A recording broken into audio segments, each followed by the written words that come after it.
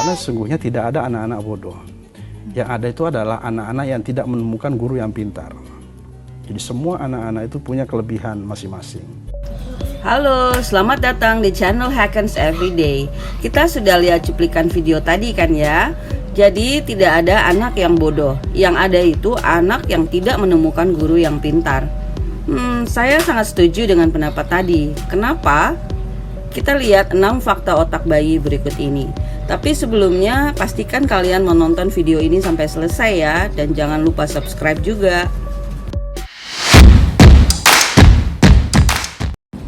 Sekilas tentang otak.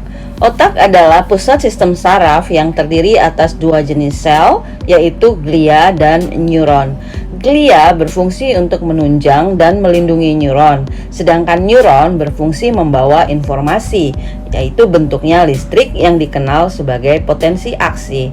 Mereka berkomunikasi dengan neuron yang lain dan ke seluruh tubuh dengan mengirimkan berbagai macam bahan kimia yang disebut neurotransmitter. Otak manusia beratnya sekitar 1350 cc dan dengan jumlah neuron sekitar 100 juta neuron. Artinya ada 100 juta pembawa informasi di dalam otak manusia. Otak mengatur dan mengkoordinir sebagian besar gerakan, perilaku, dan fungsi tubuh seperti detak jantung, tekanan darah, keseimbangan cairan tubuh, dan suhu tubuh. Otak manusia bertanggung jawab terhadap pengaturan seluruh badan dan pemikiran manusia. Oleh karena itu, terdapat kaitan erat antara otak dan pemikiran.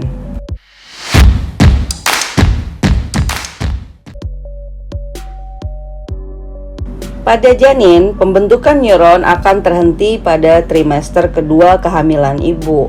Setelah itu, tidak akan ada lagi pertambahan jumlah neuron. Tapi demikian, sebagian besar neuron pada janin ini belum memiliki tugas khusus atau perkembangan otak janin belum selesai sampai di sini. Dan ketika bayi lahir, maka normalnya ia akan memiliki 100 sampai 200 miliar neuron.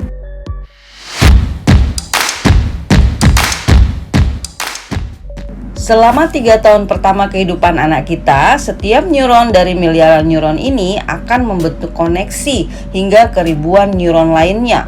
Pertumbuhan otak anak kita akan meningkat drastis 2 kali lipat ketika ia berumur 1 tahun dan berat otaknya mencapai 70% berat otak pada masa nanti dia dewasa. Sedangkan nanti pada usia 3 tahun, berat otaknya itu akan mencapai 90% berat otak pada masa dewasa.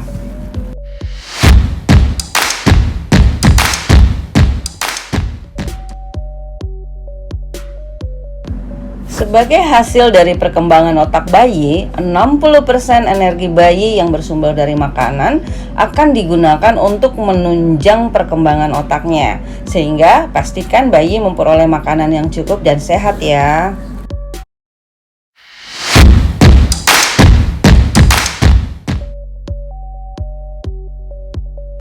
Sentuhan fisik kita terhadap bayi juga termasuk dalam impuls, yang dimana impuls ini dapat memperkuat sinapsis di otak bayi.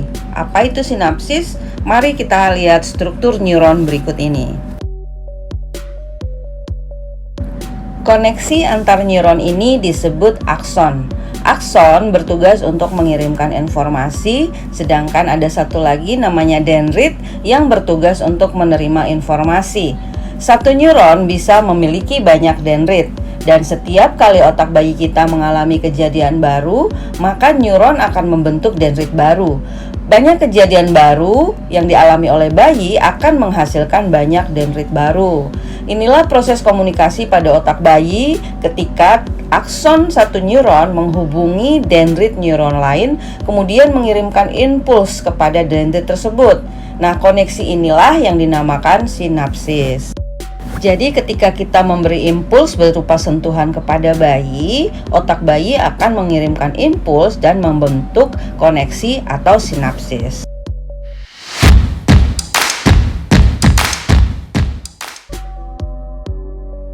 Lingkunganlah yang mempengaruhi pertumbuhan neuron bayi. Seiring dengan pertumbuhan si kecil, neuron pada otaknya akan terus meningkatkan kinerjanya dan juga terus memperluas koneksi satu sama lain. Setiap kali kita bermain dengan bayi, satu neuron akan membuat koneksi dengan neuron lain untuk membentuk sinapsis. Setiap kali kita membacakan buku untuk bayi, satu neuron akan membuat koneksi dengan neuron lain untuk juga membentuk sinapsis. Luar biasa bukan? Jadi makin banyak interaksi dan rangsangan yang diterima oleh bayi melalui 5 panca inderanya, maka akan semakin banyak sinapsis yang terbentuk. Pembentukan sinapsis pada tahap awal inilah yang kemudian akan memudah bayi kita untuk bicara, berpikir, berhitung, dan mengingat serta berkreasi dengan lebih baik.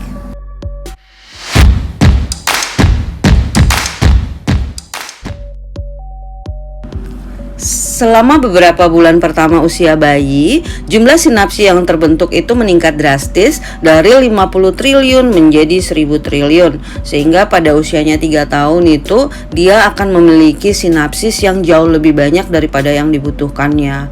Kok bisa? Ya, nantinya akan ada sinapsis yang dihilangkan secara periodik. Sinapsis yang sering digunakan akan bertambah kuat koneksinya dan lama-kelamaan akan menjadi permanen. Sedangkan sinapsis yang jarang digunakan itu akan melemah koneksinya dan lama-kelamaan akan dihapus alias dieliminasi. Dengan demikian, sinapsis yang sering digunakan akan memiliki ruang yang lebih besar untuk berkembang dan otak anak bisa bekerja dengan efisien. Jadi ingat baik-baik, sinapsis dapat terhapus selamanya, nggak bisa dibalikin lagi. Yang bisa kita petik dari fakta ini adalah 1. Jika anak menerima interaksi dan rangsangan yang kurang, maka ia akan tumbuh dengan jumlah sinapsis yang kurang dibanding anak lain yang banyak menerima rangsangan positif. Yang kedua, jika anak sangat kurang mengalami interaksi normal dengan lingkungan selama 3 tahun pertama, maka akan terjadi penghapusan sinapsis yang terlalu banyak. Yang ketiga, jika jumlah sinapsis yang anak kita tuh terlalu banyak terhapus, maka ia akan kesulitan untuk melakukan hal-hal yang sebenarnya sangat mudah dilakukan oleh anak-anak normal lainnya. Yang keempat, sediakanlah berbagai kesempatan belajar dan bergaul yang positif kepada anak sehingga sinapsis yang berkaitan dengan kegiatan tersebut menjadi permanen. Perlu kita ingat bahwa orang tua adalah guru pertama anak.